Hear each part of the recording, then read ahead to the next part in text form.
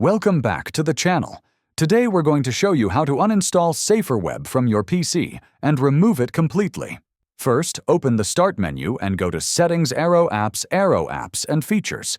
Scroll through the list or use the search bar to find SaferWeb. Click on it and select Uninstall, then confirm your choice.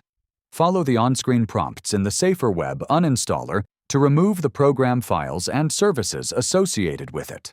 Make sure the program isn't running in the background during the process. After the uninstallation is complete, restart your computer.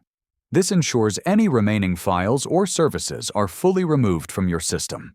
For extra cleanup, check C:"Program Files and C:"Program Files open parenthesis x86 close parenthesis for leftover SaferWeb folders and delete them.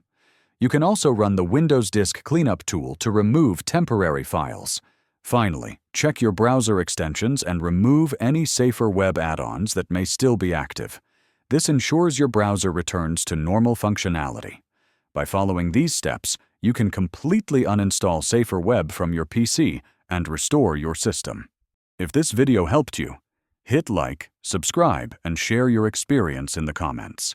Thanks for watching.